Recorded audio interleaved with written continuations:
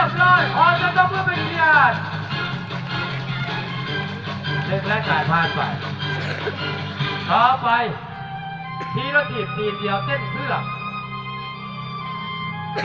พี่น้อง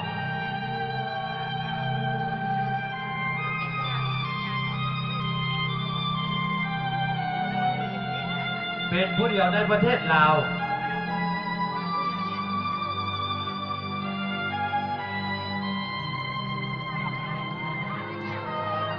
เรียบร้อยพี่น้องขอจะต้องเป็นเกียรตินะพี่น้องขอจะต้องเป็นเกียรตินะ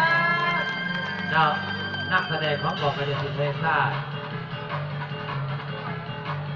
ต่อไป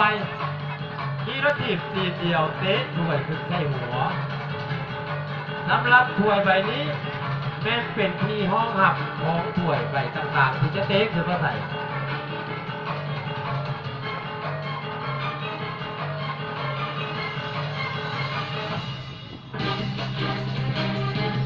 ถ้วยใบที่หนึ่งพี่น้องถ้วยใบที่หนึ่ง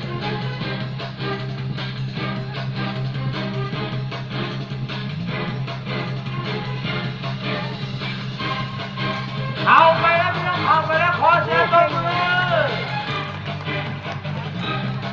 เรือที่สองใบถ้วย2 ใบเด้อเด้อเอามาพี่น้องผู้ใดต้องการจะชมและการแสดงของกองการจะเป็นให้ทราบเชื่อเราเลย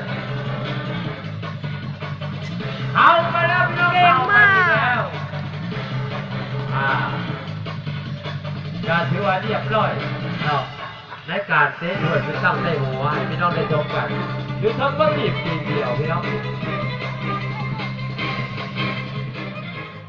ต่อไปแม้นรายการคาบมีดต่อดาบต่อกันพี่น้องสำหรับดาบและมีด2 ดวงนี้เป็นของจริงบ่เป็นของปลอมเท็จด้วยเหล็กบ่เป็นเท็จด้วยไม้บ่เป็นเท็จด้วยหยาบ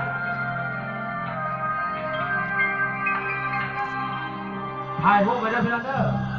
ผู้ใดต้องการจะถ่ายรูปถ่ายห้อยไว้เป็นอนุสรณ์กับต้นไม้ใต้น้อง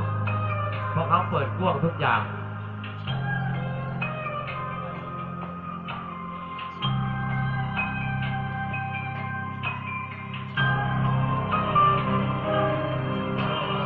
ต้องไม่เป็นเกียร์พี่น้องต้องไม่เป็นเกียร์ลมจะเป็นยังไงดิลมเราพี่น้องเนาะ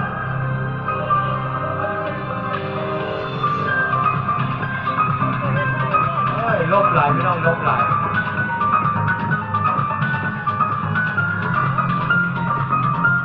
ได้ว่าล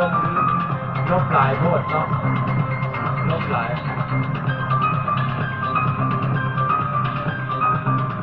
เศร้าหายเลยลบเด้อ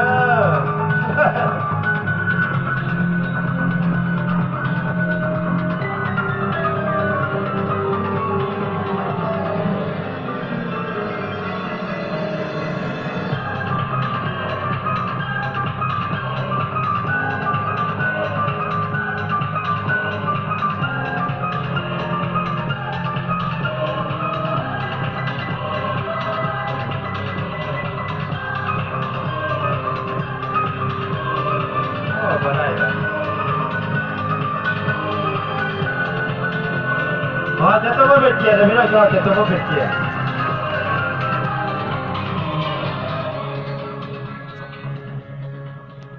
น้องนางสาวสุดาวีแสดงเขาใส่เกียร์บาราดคือการเป็นนักแสดงของกองการจัดสินแห่งชาติร่วมกันเนาะปริมากันทุกปีเดี๋ยวพี่น้องเด้อเนาะทั้งหัวหน้าแผนกกระทรวงแถลงข่าวเนาะบุญจันทร์เนาะบุญจันทร์ที่อนุญาตให้อาจารย์แก้วกัตุดาเป็นหัวหน้าผู้พิมพ์งานรับใส่พี่น้องตามตำเบื้องตามตัวแข็งต่างๆตามจุดสูงเนาะเดินสายทั่วประเทศ